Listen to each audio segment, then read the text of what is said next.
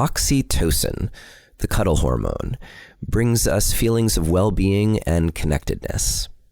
Today, we're going to talk about ways that you can hack your biochemistry and boost oxytocin production, even if you're alone or have to stay 6 feet away from any potential cuddle partners. And these kinds of things will work if you're in a relationship and with someone as well. We're also going to talk a little bit about what could be going on if sex is physically painful for you and what you might be able to do about it, all in today's episode. But first, just a reminder that Relationship Alive is my offering to you so that you can have the best relationships possible. If you are finding the show to be helpful for yourself or for someone that you care about, please consider a donation to support our mission and help ensure that we can continue. Every little bit counts, and you can choose whatever feels right for you by just visiting neilsattin.com/support or texting the word support to the number 33444 and following the instructions. And this week, I would like to thank Angie, Jules, Cynthia, Anne, Maribeth, Kent, Sarah, and Dave. Thank you all so much for your generous and, for many of you, ongoing support of Relationship Alive and our mission. Also, there has never been a better time to learn how to communicate better in your relationship. So there are a couple options for you. First, my free guide, if you haven't grabbed it yet, to my top 3 relationship communication secrets. When you put these things into practice, you're well on your way to staying connected, no matter how challenging the conversation you're trying to have, no matter how soft and sweet the conversation you're trying to have. These 3 secrets will make a huge difference in your ability to get connected and stay intimate, no matter what you're talking about. So to download the free guide, just visit neilsattin.com/relate or text the word relate to the number 33444 and follow the instructions. Second, I've decided for now to reopen the doors to my full Secrets of Relationship Communication course. It's 3.5 hours of video material, and I created the course to give you all the ways that you can improve the communication in your relationship without your partner having to change anything. Though when you change the ways that you do the communication dance in your relationship, your partner is going to change too. It's just what happens. I also point out all the things that won't improve your communication in your relationship, so you don't waste your time on things that aren't going to be effective for you in an intimate relationship.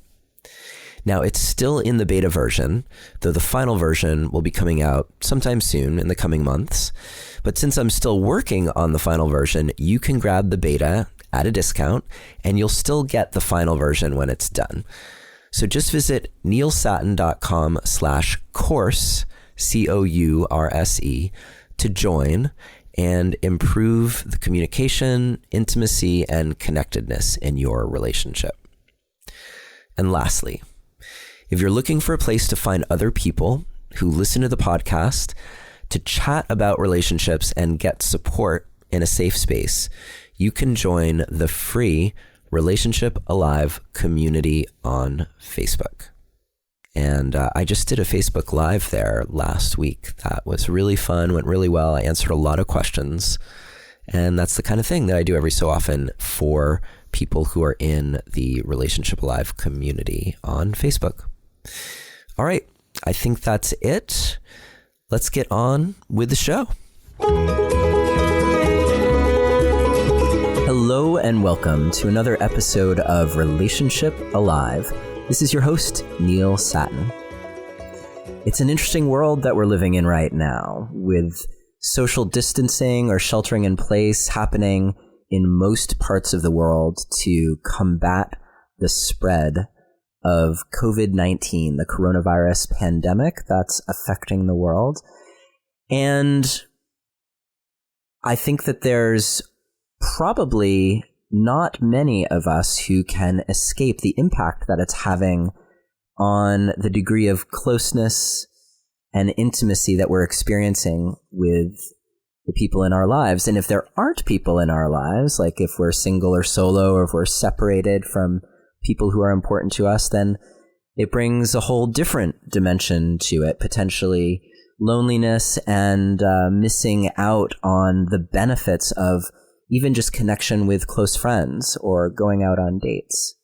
And then, of course, those of us who are cooped up together, that has its benefits and also its challenges as well. So it's an interesting time. And for the past several weeks, I've wanted to give you a wealth of resources to help you get through this time, staying sane, staying connected, and feeling connected not only to yourself, but to the people in your life that matter. Today, we're going to cover a special subject. We've talked on the show before about oxytocin, which is sometimes labeled the love hormone.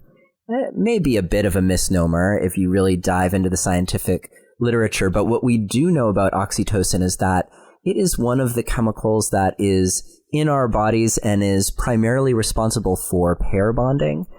And it is also a chemical that helps us feel really good.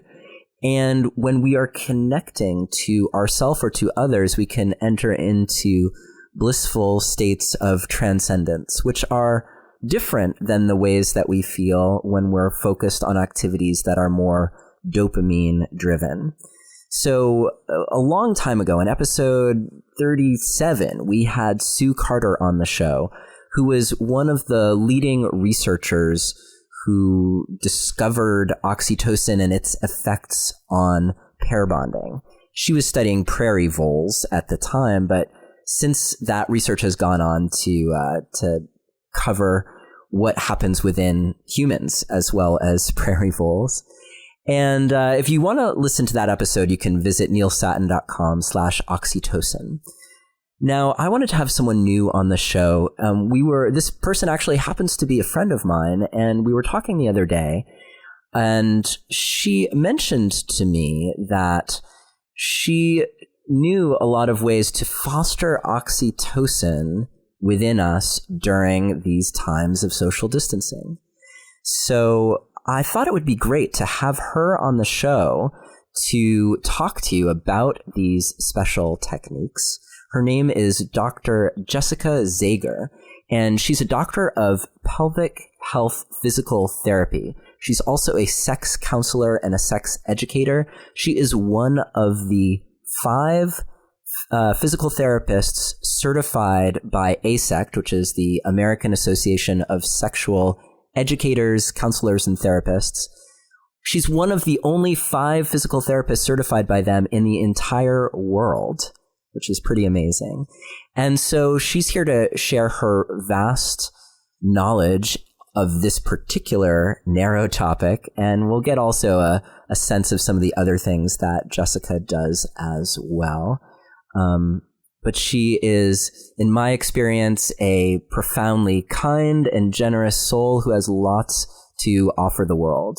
I know that she does sex counseling for people who have pain during intercourse or who have trouble with desire or libido and arousal. She also works with people around gender identity, and she's friendly to no matter where you are on the gender spectrum or the kink spectrum. She is a open-minded, open-hearted person who's doing great work in the world. It's a pleasure to know her and call her one of my friends. And Dr. Jessica Zager, it's a pleasure to have you here today on Relationship Alive. I'm so excited to be here with you, Neil. Thank you for that very generous introduction. You are welcome, and you deserved every word of it. I just want to let you know that we will have a transcript of this episode. As always, you can get that if you visit neilsattin.com/oxyboost. That's OXY as in oxytocin, and boost, BOOST.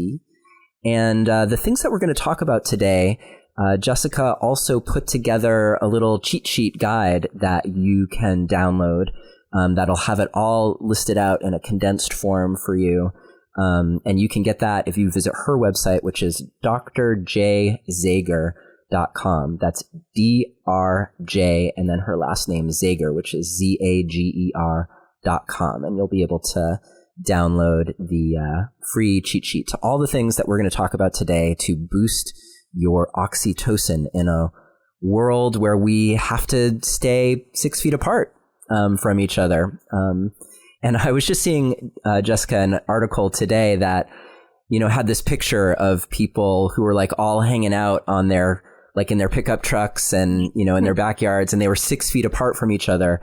And apparently this is not what they mean by social distancing. Like the idea is if you go out in the world, stay 6 feet away from people, but you're not supposed to just like hang out with people staying 6 feet away from them. That kind of defeats the purpose. And you might still, we don't know enough to know if that over a longer period of time would expose you to something from that person or expose them to something from you. Correct. So it's really important, I think, to be observing these what do we call them? Orders from on high, but they're really kind of orders from within because we're trying to take care of each other. And at the same time, we don't want to miss out on some of the most treasured aspects of the human experience, the ways that we feel connected to ourselves and to each other. And anyway, that's why you're here. So. And I think that's why this has been one of the reasons why this has been so difficult for people right now is because we're in the midst of this global, like worldwide pandemic, and we're being forced to be apart, and it's necessary and it's beneficial and it's what we all need to do in order to help slow the spread, to, as they say, flatten the curve so that we're not overwhelming the healthcare system with as many hospitalizations and, crisis situations at one time. But the drive for human connection is so strong that I think it's easy for people to, do things like you just said and convince themselves that, well, as long as I'm 6 feet apart from my friends, we can hang out. But you're absolutely right. We don't know a lot about this virus, and we don't know exactly how it's transmitted. We keep hearing over and over again that if you are within 6 feet of somebody for 15 minutes, that puts you at a greater risk for catching the coronavirus. But we don't know about extended periods of time near others, but greater than that 6 feet. Right. Yeah. And I like what you're bringing up, that there's such a drive within us to connect. And I think for many of us, we don't realize just how pervasive, if we're people who are connectors, we don't realize just how much we get from bumping into a friend every so often and getting and giving a big hug, or if you're dating, like that, even if you're just going out and you don't have like a steady partner, just that act of being out with someone is igniting something in us that helps sustain us. Definitely. Yeah. Whenever we are in close contact with people, especially people that we care about to begin with, that will help our brains to start to release oxytocin. And as you mentioned, sometimes it's called the love hormone. It's also nicknamed the cuddle hormone, which I think is a little bit more accurate than the love hormone. The challenge, though, is in this world, the state of things as they are right now, it's challenging to do the things that would typically ignite oxytocin. But I'm wondering if you can talk a little bit about why we care, like why focus on oxytocin in the first place? Why would we want to produce that within ourselves? And also, I just want to mention to you listening that we're going to go over these things. We happen to be in a time of pandemic right now, but these are things that will be helpful for you no matter when you're listening to this episode, because they're the kinds of things that are always there as a resource for you to boost your own inner experience and reserves of the cuddle hormone, as Jessica was just mentioning. So yeah, why? Why do we care? Why do we want to boost oxytocin within ourselves? When oxytocin is released in our brains, it fosters an increased sense of well-being and a sense of social connection. Like, we're not just isolated beings that exist and are walking around in the world, that we're actually connected to a larger network of others. And so oxytocin helps to really drive that sense of connection to those around us. And I think that's really important, because part of that drive, helps us to be responsible for caring about others in times like this. And so it's kind of a catch-22, but, right now, the best thing we can do to care for others is to stay away from people. Yet when we're with people, that's what helps us to care more about others and create that sense of connection with others. Yeah, so it's super complicated, and the intricacies and how we're interwoven with each other, and it also strikes me too that the ways that our desire for connection might lead us to choose irresponsibly if we really start to feel like we're at a deficit. That I could see that being another reason why we might want to supplement our internal production of oxytocin so that we aren't doing anything stupid for the sake of a hug or a cuddle. Yes. And there are many, many other benefits that are derived from oxytocin that can help us get through this time of social distancing and fear and worry about our loved ones and ourselves. So it also helps to decrease our blood pressure. It helps to decrease our anxiety in general. It helps to mitigate stress levels. So oxytocin is actually released during stressful situations to help counteract that stress response, which obviously would be a beneficial thing right now. For sure. And it also, you already mentioned pair bonding, which that I think is, a lovely benefit, but also maybe one that is difficult right now. But it helps to decrease our sensitivity to pain. And one of my favorite benefits is because it stimulates the parasympathetic nervous system.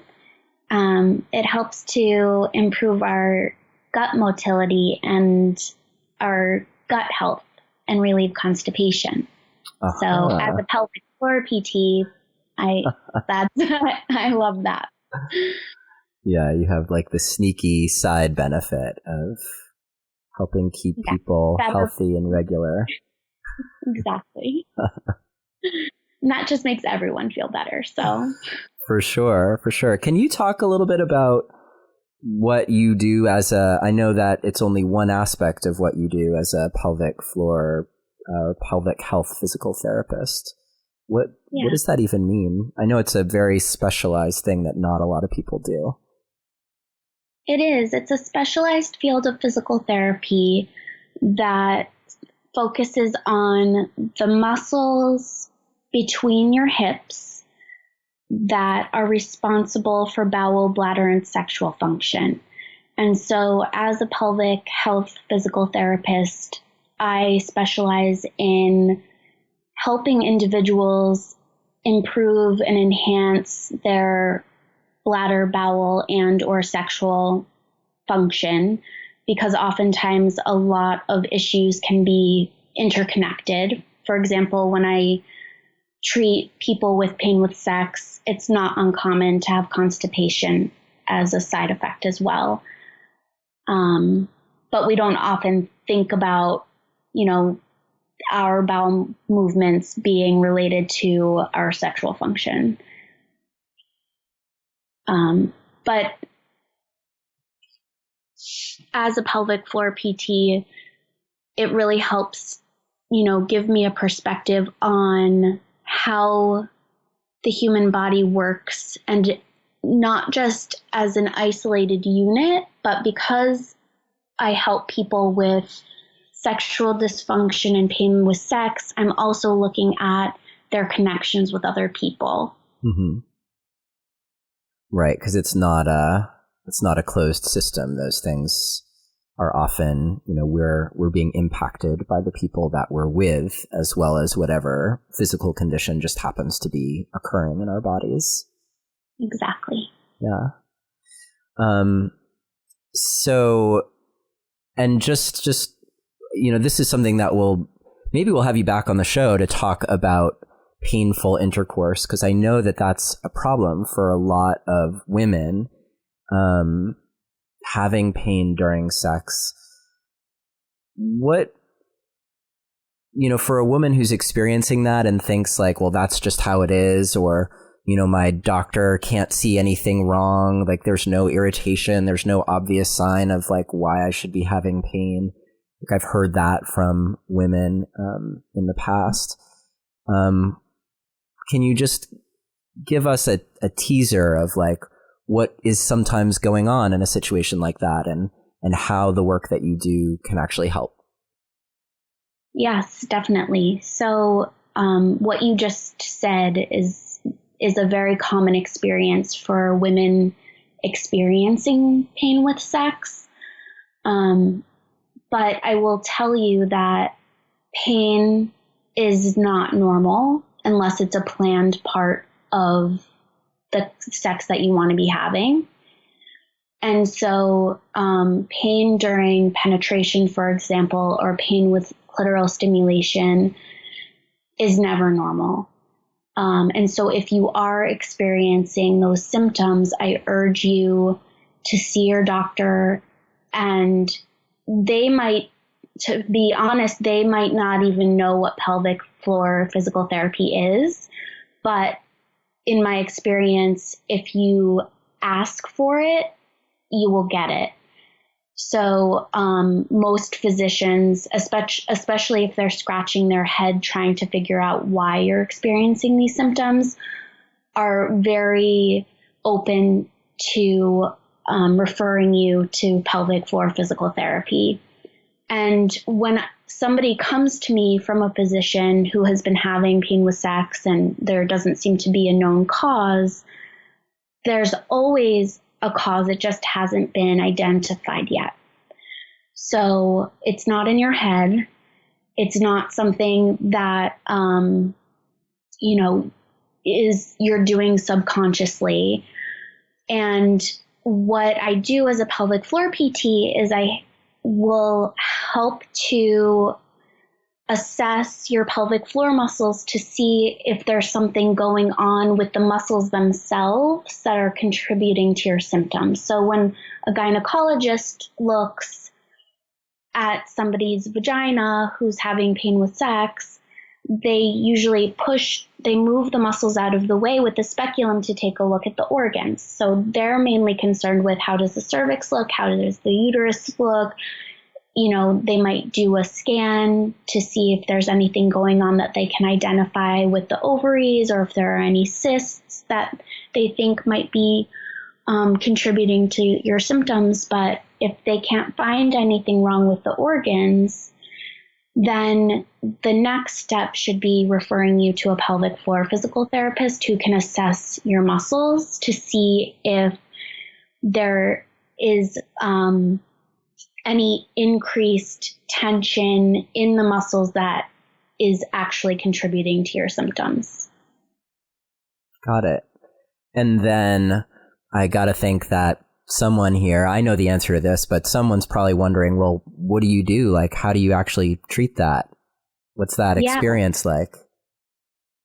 So what I do is when somebody comes to my office, I do an examination, but the type of examination that I do does not involve a speculum. I use one gloved lubricated finger, either vaginally or anally, depending on where the pain is and other factors, to first of all see how the muscles function. Are they contracting well? Are they relaxing well? Do they know how to alternate between the two? How strong are they? How coordinated are they? And so I gather all of this information about the muscles and their function. And then based on that information, there are often, patterns of things that I see happening when somebody has pain with sex. Usually there can be increased muscle tension. There can be trigger points in the pelvic floor muscles, just like you can get trigger points, in your shoulder if you sleep on one side for too long at night, or you sleep with your arm up and then you wake up with a big knot in your shoulder and a headache for the rest of the day. The same thing can happen in the pelvic floor. And so as soon as we can identify what's going on, we can then address that specific component of the muscle function and treat it. And so I use a lot of manual techniques using my hand. Sometimes we'll do something called dilator therapy, which involves using graduated size wands in the vagina to gently stretch the muscles. I also do dry needling in the pelvic floor into trigger points, and that can really be beneficial as well. Wow. So there are all kinds of possibilities for how you would treat that. And you've we said beforehand that we weren't going to go down this road, but it's so interesting. Here we are. And if people are listening and this is impacting them, I guess I want them to have a sense of what the course of treatment is like. So everything that you said is super helpful. Do people recover? Like people who have had painful sex and had it not known what's causing it and been able to work with the pelvic floor physical therapists? Do they get to a place where they don't experience pain during sex? Yes, they do. And it's usually very, very successful. So I highly encourage anybody that's having pain with sex to please build up the courage to see a pelvic floor PT. I know it takes a lot of guts to go because this is a very emotionally charged type of pain. And the idea of this therapy can sound very foreign to a lot of people because they haven't ever experienced anything like this before. But I will tell you that the people that come to pelvic floor PT almost always get better when it comes to pain with sex. So it's, if this is something you're really struggling with, I highly encourage you to find a pelvic floor PT in your area. Great. I'm glad we talked about that. And now when I have a weird pain down there, I'll just know that I slept on my pelvic floor funny. Exactly. I just need some treatments. And this is worth being said too, but men also have pain with sex, and I treat men as well as women. So it's not just women that have pain with sex. Men can also have pain with sex as well. But again, that could be a whole other podcast. I was wondering about that. I could imagine that would also potentially impact their erectile function and or their ability to orgasm and all of that. Yeah. Okay. Yeah. Good stuff, Jessica. Jessica, we need to take a quick break to talk about this week's sponsors, and then we'll get right back. Our first sponsor has a special offer for you to help you get exactly the kind of support that you need. as you're creating a web of support for yourself, and especially now with everything that's going on in the world, to take a little time out and take care of yourself. So one way that allows you to connect with a professional counselor online in an environment that's safe and private is today's sponsor, BetterHelp. With BetterHelp, you can get help on your own time and at your own pace. Along with scheduling video or phone sessions, you can also chat and text with your therapist. They're affordable, and financial aid is available for those who qualify. They have more than 3,000 counselors and therapists available worldwide. So whether it's just general anxiety, depression, your relationship, grief, stress, anything that's going on with you right now, whatever it is, definitely consider BetterHelp as a way to help you transform the places where you are stuck or feeling under pressure. And best of all, it is truly an affordable option because as a Relationship Alive listener, you get 10% off your first month with a discount code ALIVE. So why not get started today? Go to betterhelp.com/alive. Simply fill out a questionnaire to help them assess your needs and to get you matched with a counselor you'll love. That's betterhelp.com/alive. Now, if you've spent any time around me, you may know that it's important to me to smell good, or at least to not smell bad, without overpowering other people with fragrance and without subjecting myself to any harsh chemicals. And even now, though I'm operating in this world of social distancing and staying at least 6 feet away from just about everyone except my children, it's still important to me to smell good. I notice the days that I'm not taking care or paying attention to that, and it actually makes a difference to me in my own socially distanced life to smell good to me. So that's where our second sponsor, Native Deodorant, comes in. With fewer ingredients that are easy to pronounce and found in nature and completely free of aluminum. They offer free returns and exchanges in the USA, so there's no risk to try them. And they come in a wide variety of subtle, enticing scents for men and women, along with an unscented and baking soda-free varieties if you have sensitivities. They've had more than 9,000 positive reviews. And you know that I've put Native Deodorant to the test. I've told you about trying them out without even having a shower and having it work all through the day. So it's definitely something that you can count on to keep you smelling good, no matter what is going on in your life. And they also are re-releasing toothpaste as well. So now they have a couple minty flavors of toothpaste that are available to you, also without any harsh chemical ingredients. And they have a special offer for you. For 20% off your first purchase, visit nativedeodorant.com and use the promo code ALIVE during checkout. That's 20% off your first purchase when you visit nativedeodorant.com and use the promo code ALIVE. And now let's get back to our conversation with Dr. Jessica Zager. So we'll have you back at some point to talk more about that. And of course, you can always visit Jessica's site, drjzager.com, to find out more about that. And let's go back to, let's pivot back to talking about oxytocin.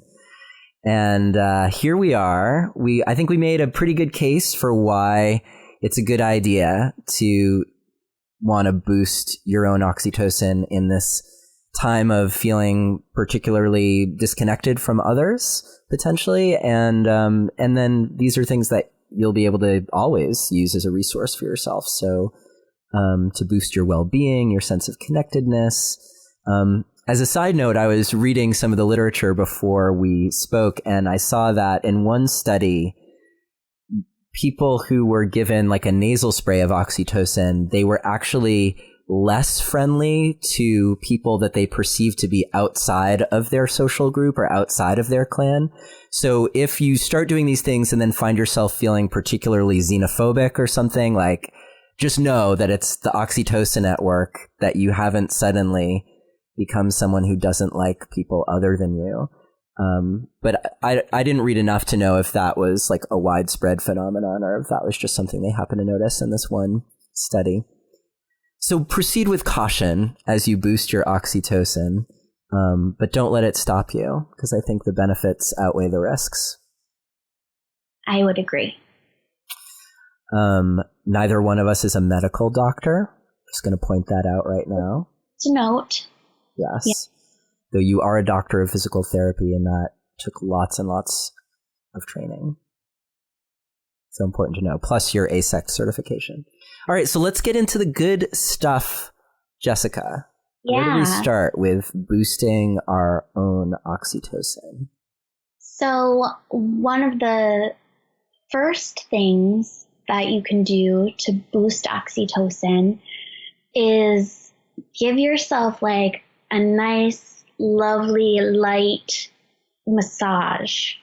Sometimes I call it tickling, but it's not the tickling that, makes you want to squirm away from somebody. It's like lightly brushing and stroking your skin. And this can be done all over your body. This can be done on your scalp. If you have one of those head massagers that looks like it has little spider leg thingies. Yeah. And it goes on your head and kind of massages your scalp. That's a fantastic thing. Or you can just get some nice lotion or oil. You can make it into a whole self-care experience, but lightly stroking your skin, that light pressure is important for stimulating the release of oxytocin in your hypothalamus. Yeah, I'm doing it right now. Feels really good. It does feel good. This reminds me actually of something else, which is that when light touch massage is something that was encouraged as part of the natural childbirth or hypnobirthing courses that I did with my first wife before my kids were born. And because oxytocin also is part of what can encourage uterine contractions during labor, right? Like that's like Pitocin that people give to encourage childbirth to begin is actually oxytocin that's being applied in the body, right? Definitely. So oxytocin is Greek for swift birth. Oh. And so it's most known for its effects on labor and facilitating labor and giving birth and allowing, the uterus to contract to make that happen. So, you're spot on with that. Yeah. So if you're in the late stages of pregnancy, maybe talk to your doctor before you do some of these things, just in case. Though I will say that, I remember practicing light touch massage on my wife at the time and nothing bad happened. In fact, it was a nice part of our nighttime ritual together was practicing for the main event. Do you do that for an extended period of a certain period of time before her due date? Well, the purpose was, I believe, to really just kind of perfect the technique. I'm really good at light touch massage, and and also because you want to be able to rely on those things when you're in the intensity of labor and birthing, which can be pretty intense. So having that as like a set thing that you can rely on. I don't remember there being a specific length of time. I think we would often do a little meditation or something, imagining the different colors of the rainbow or something while I was giving the light touch massage. I didn't get much light touch massage during that time, I have to say. I'm making up for the deficit right now during this interview. Well, you can continue with the light touch massage. All right, I'm going to continue while we keep talking.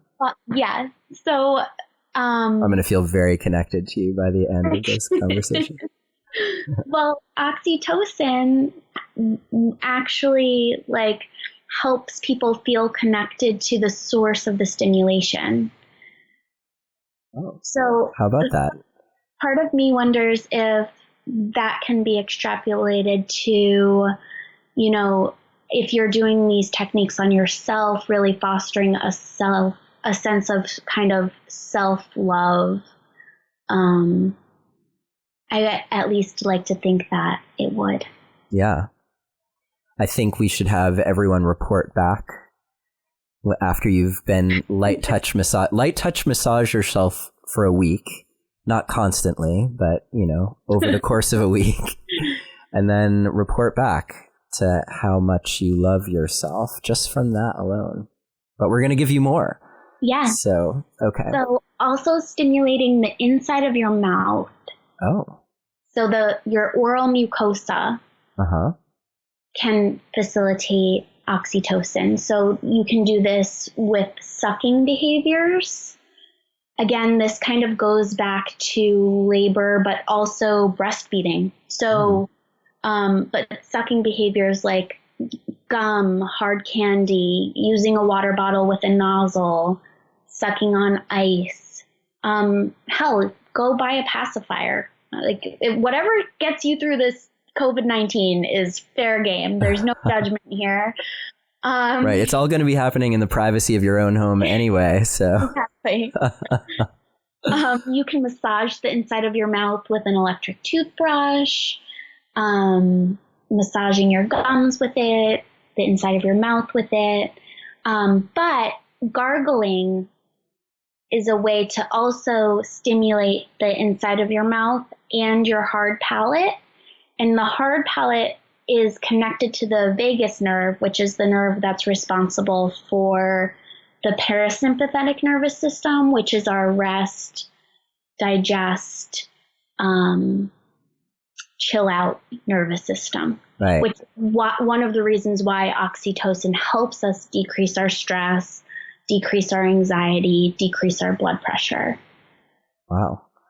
Yeah, and I don't think we mentioned this on the show. I think enough time has passed that I can mention it now that one of the leading researchers around the polyvagal theory, as he calls it, Steve Porges, he's actually married to Sue Carter, the oxytocin a woman, and Steve was on the show as well, talking about polyvagal theory and its role in helping us stay regulated and feeling safe under stress or in relationship.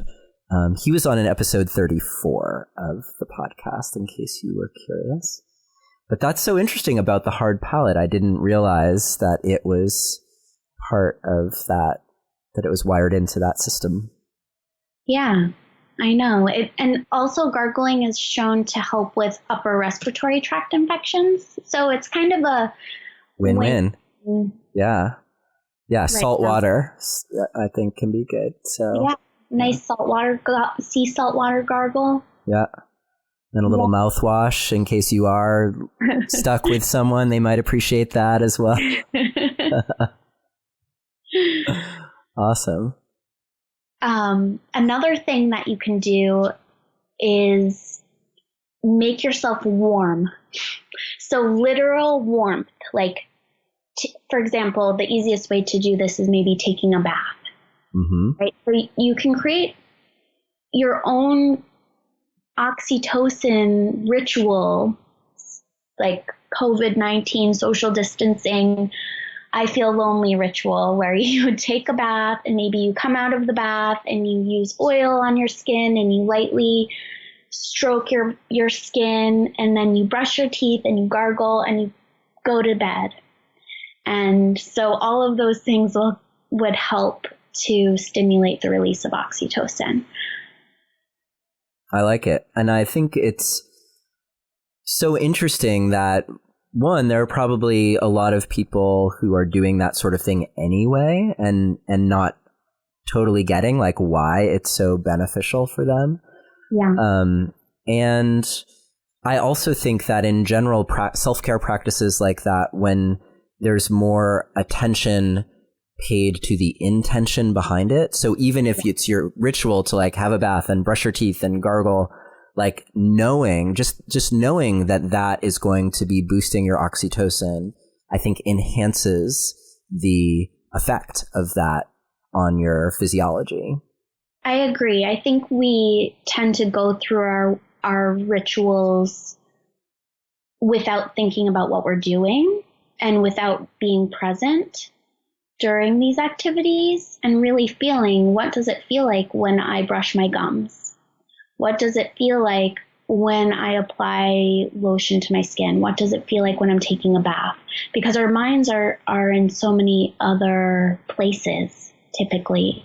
And right now it's really easy to do that with, if you're constantly looking at the news, and it can be difficult to get in the moment. But if you use these guidelines, these ways to kind of biohack your oxytocin as almost like,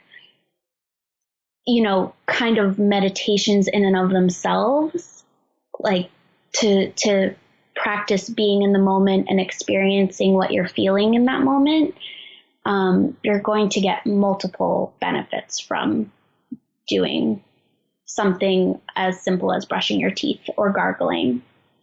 Yeah, absolutely. I can't wait till tonight with my kids where we go to do our self-love ritual, which they like to do as quickly as possible. And I'm like, no, this is how you love yourself, kids. We're going to really brush our teeth tonight. Now brush your gums. Like, see what that's like. Yeah.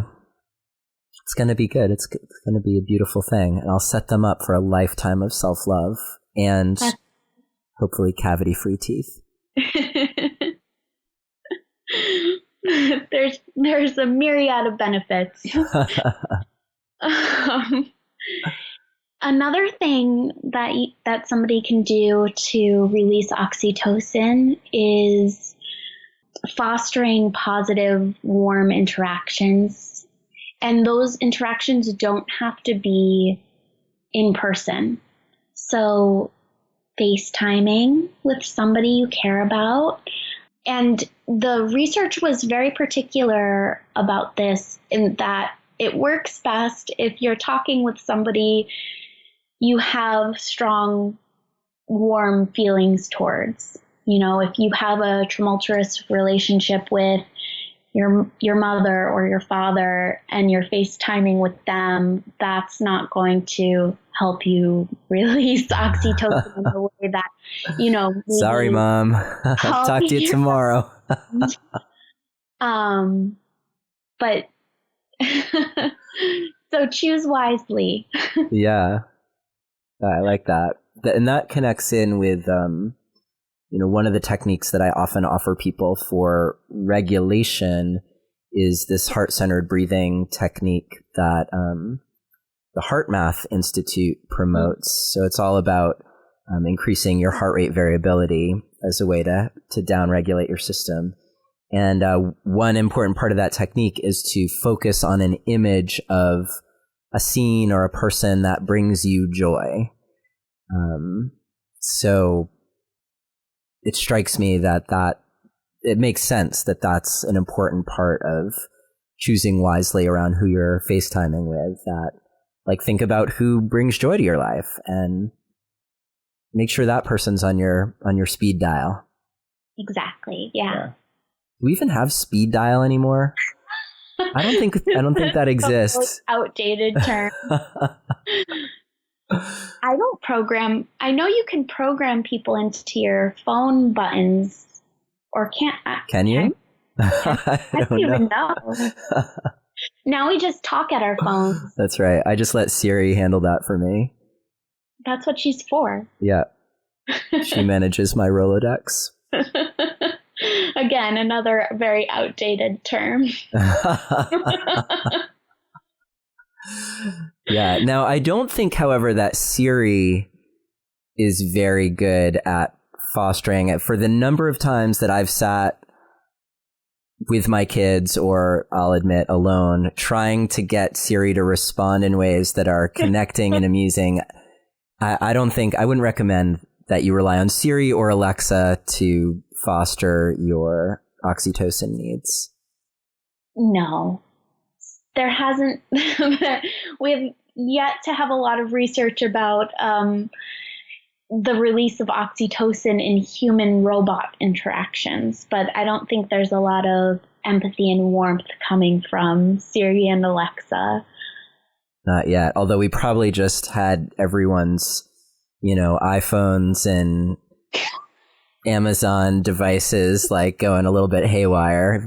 If you're sorry about that, if you're listening to this, you'll apologize to Siri and Alexa for us later. Okay, so we've got a pretty good list. What else comes to mind? So this is something I know you do very well, and that's singing. Oh.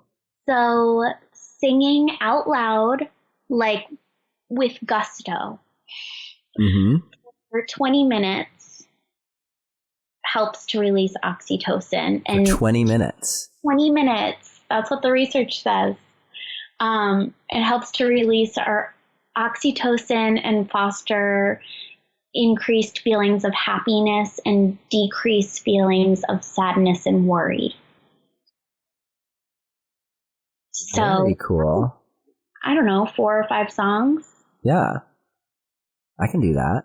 Yeah, that's easy. I mean, not right this instant, but I did just put something on the quarantine karaoke group on Facebook. I don't know if that was actually started by someone here in Maine, where I live.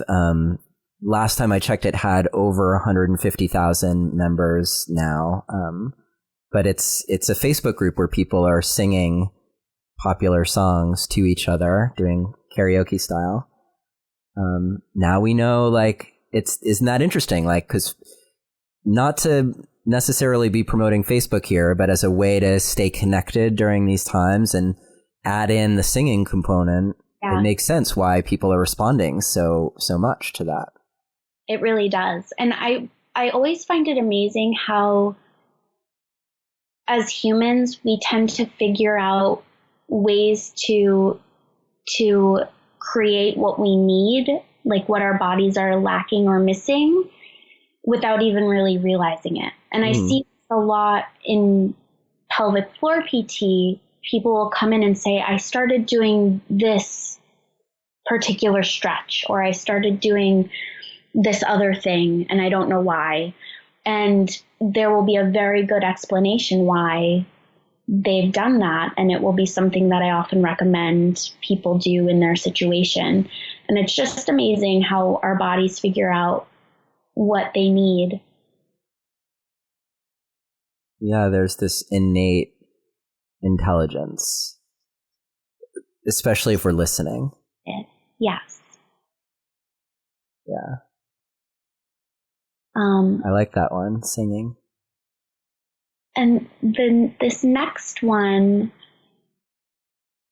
is, I alluded to it earlier when we were talking about sucking, but nipple stimulation is a really big one. So like labor and breastfeeding are kind of the two activities most associated with releasing oxytocin. And so stimulating your own nipples can be a way to facilitate oxytocin release and create that sense of well-being and closeness and decrease stress and anxiety and all of those wonderful, juicy benefits of oxytocin in the comfort of your own home. So, I was looking to see if this was just studied in women or if this was studied in men as well, because as we know, men have nipples. Yes. We don't know why. I just discovered mine. Just this moment.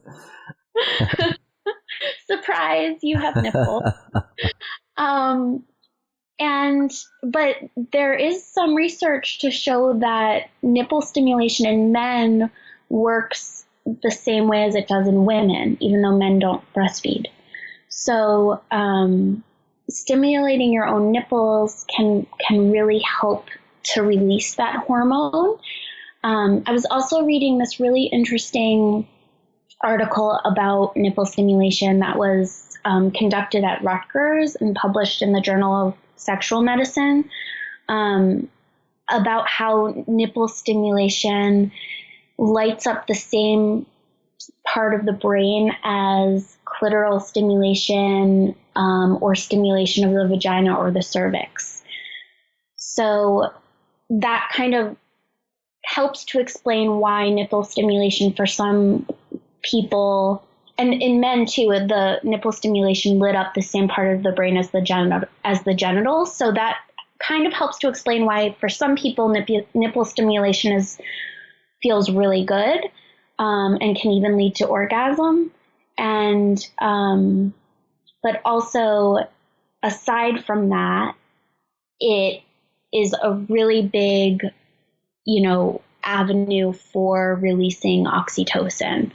So even if generally your nipples aren't very sensitive or you haven't really enjoyed nipple play in the past, doing it for non-sexual purposes and for kind of mitigating the effects of social distancing, it can be really effective for this particular reason. Is there a preferred way or length of time, or? There wasn't a length of time associated with it in the research. And when they study it, they often look at, kind of actions that mimic like a pulling or sucking, kind of like a baby's mouth would do on the nipple. But, there are multiple, I would say, again, do what feels good and play with it, and your body will kind of lead you in the right direction. Trust your body. Got it. Well, while you've been talking, I've been experimenting with all these different ways of playing with my own nipples. This is a very interesting interview. Can't say I've played with my nipples while I've spoken to anyone else before, but I feel comfortable with you, Jessica. So thank you for giving me this experience. I take that as a compliment. Cool. Wow, that's a lot. Have we exhausted the list yet, or is there more? We've exhausted the list. Okay. Well, those are some overwhelm people. No, that's a healthy number of things to try to boost your oxytocin, which will have the benefit of increasing your sense of well-being, increasing your sense of connectedness within, because you will be the source of your own stimulation, as well as your connectedness to others. And I'm really curious to hear from you. So if you put these oxytocin boosting practices into use in your life, keep track of what that's like and let me know. You can find me in the Relationship Alive community on Facebook. You can email me, Neilius, Neilius, at neilsatin.com. Let us know, and I'll make sure to pass this along to Jessica as well, because I think it's really helpful to hear your experience and how this sort of thing has been helpful for you. And it seems obvious that everything we've mentioned is something that you could do that with a lover, knowing what it does. You could do that with yourself as part of being with another person, or just as part of your own rituals, even when we're not forced to be apart from other people. That all of these things we can bring into what we do, to our repertoire of how we enhance the way we feel in life in general, to be more connected, more attuned. Yeah. I see you nodding. That's beautifully stated. It's powerful, powerful stuff. Well, I'm really glad that you let this idea fall just so casually in a conversation that we were having, because I think it's perfect for the time that we're in right now. And I'm really excited for everyone to try this out. And again, if you want to download the condensed version of like the cheat sheet version, then definitely visit Jessica's site, drjzager.com, drjzager.com. And she has it there available for you to download. You can also find out more about the work she does helping people with sexual issues, or issues around gender identity, painful intercourse, etc. And thanks also, Jessica, for being willing to talk a bit more about your work as a pelvic health physical therapist. I had never heard of that before when we were talking about it, and so I'm going to guess that a lot of people haven't. And as you mentioned, even there are many doctors who don't know that it exists, and yet it's such a huge resource for people who are experiencing very common problems. Definitely. Yeah. And I hope we do get to do another podcast about that, because I think it's really important that everybody know that this exists, because there are so many people suffering with issues that can really be easily treated. Yeah. Yeah, we will. We'll do another episode together. In the meantime, if you do also want to get a transcript of this episode, visit neilsatin.com/oxyboost so you can get the full transcript. And I'll also have links to Jessica's site there as well. Or you can always text the word passion to the number 33444 and follow those instructions. Dr. Jessica Zager, such a pleasure to have you. Thank you so much for offering your inspiring wisdom and being willing to handle me touching myself while we spoke. Always a pleasure, Neil. It's great. Awesome. We'll have you back soon.